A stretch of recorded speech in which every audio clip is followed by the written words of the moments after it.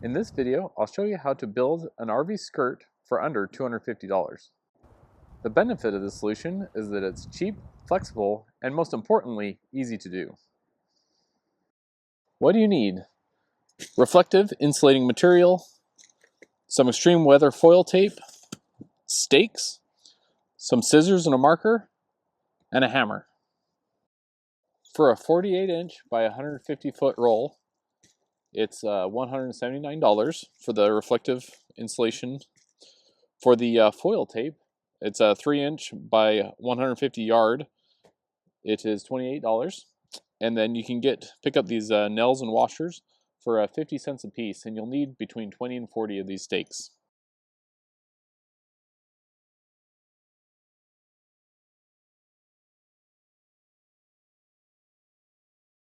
And here's how you do it. So you take your roll of insulating material, and you're going to tape as you go, and you just start unrolling the material, coming along with your tape. Don't worry if you come to a section that you think you need to cut out because you want to have access to it. You'll just go right along it. You don't tape this area though. And then you pick up going with your tape until you get to a good stopping point where you can go back and make your cut. All right, when you get to an area that you know you want to have access to, like the storage, as you come taping along, you'll just trace out, just looking is how I did it. Just trace out where you want to make the cut. Then just take out your scissors, and then you'll just cut along to make a nice cutout. And what happens is it ends up looking like this. So you'll tape around the storage or whatever kind of access you want to have, and that allows you to be able to access it while still having the skirting below. Depending on if you actually use your storage or not, you may just choose to do the foil insulation over it. But critical things like your propane, you'll definitely want to make sure that you make cuts around it so that you have access to it. And don't forget to make cutouts for some of your utilities, for instance, your power cord, and if you have any sewer hoses, you'll want to make cutouts for that too. And for things like your dump panels, what you can do is just make a slit in the material to where you can actually access your hand in there to be able to pull your dump panels. So when you get to the slides, they can be a little tricky because you got some strange angles and you got some material that's harder to tape to, like this rubber.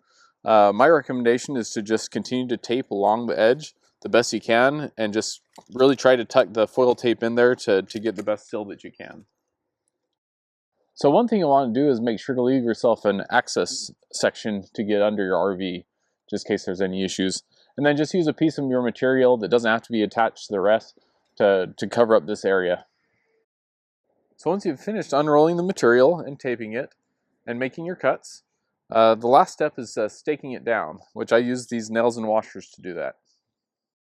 So use the section that you left open for access to be able to crawl under your RV and put a stake in every 2 to 3 feet to make sure it's properly staked down, making sure to put a stake in every corner at least. So underneath the RV on the back side, it should look exactly like this with your little extra material that's you tucked under. And so you just take the stake, just get it started, and you just pound it in. And the washer creates a big enough surface area that it doesn't pull through in the wind. Initially, I started to use tent stakes because they were 50 cents a piece to stake the material down. But as you could probably guess, they started ending up looking like this. So not the best for it. But that's when I switched to this solution, which is just a washer and a galvanized nail. And they are also 50 cents a piece combined. And it was a much better solution because these do not bend. They went into the ground a lot easier. And with the larger surface area for the washer, they don't pull through the material if the winds pick up. So there's several different ways or different tapes you could use to put the material onto your RV. We chose to use the aluminum foil tape for the extreme weather because it's supposed to be good for both cold weather and hot weather. It's supposed to stay sticky, but it also doesn't leave that much residue when you peel it off. And I did a test section right here just to make sure, but I definitely would do it on the aluminum part of your RV and not necessarily on the painted part, just to prevent damage.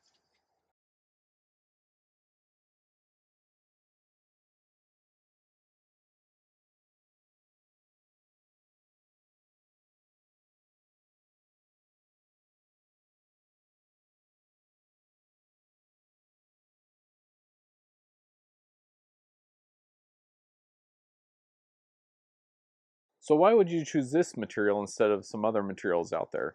Well, if you choose this material instead of like foam board is just more rigid and you have to cut it exactly to shape. Whereas this material is more flexible because you tuck the extra under.